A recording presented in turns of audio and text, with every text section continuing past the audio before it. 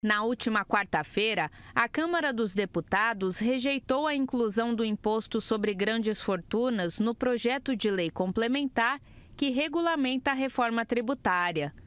O projeto sugeria a taxação sobre patrimônios acima de 10 milhões de reais. A medida poderia ser uma importante fonte de arrecadação para o país, especialmente diante do crescimento esperado no número de milionários no Brasil. Segundo o relatório Global Wealth Report 2024, o número de milionários em dólar no país deve aumentar em 22% até 2028, passando de 380 mil para quase 464 mil.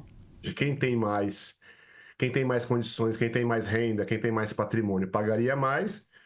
E, obviamente, quem tem menos renda, menos patrimônio, quem tem pouco, pagaria pouco. Isso é o que está no princípio das nossas regras de tributação. Só que quando a gente, vários estudos estão sendo publicados, estão vindo a público, inclusive o mais recente do IPEA, que é o Instituto de Pesquisas Econômicas e Aplicadas, do próprio governo federal, está demonstrando o contrário. O Brasil está entre os países mais desiguais em termos de tributação sobre a renda.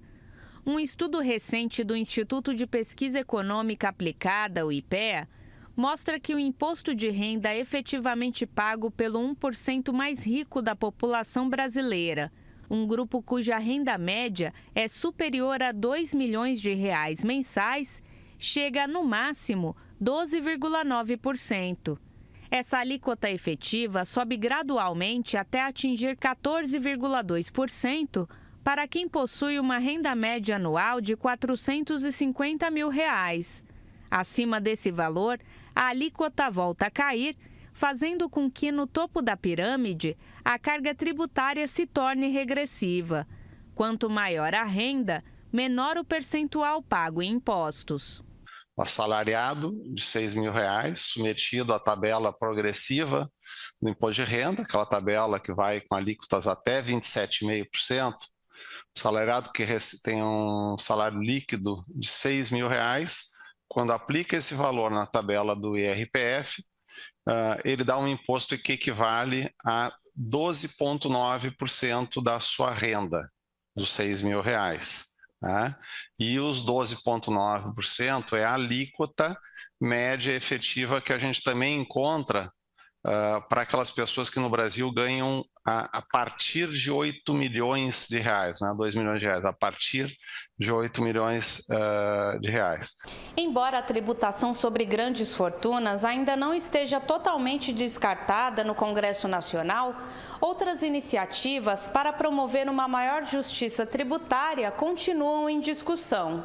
Entre elas, a revisão da tabela do imposto de renda, que apesar de ter sofrido alterações recentes, ainda impacta os contribuintes de forma desigual. Mas sabe quanto que soma o total de rendas isentas? 1 trilhão e 600, é o dobro. Ou seja, os lucros e dividendos representam 50% disso. Há muitas isenções que a gente pode considerar que sejam legítimas. Talvez. Bolsas de estudo, digamos, a aposentadoria de alguém que está com uma moléstia grave, Mas existem muitos excessos. O grande desafio para 2025 é essa questão da tributação na renda.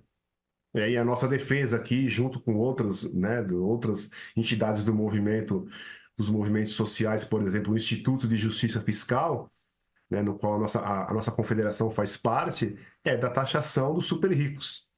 E não é querer expropriar toda a riqueza dos super ricos, não.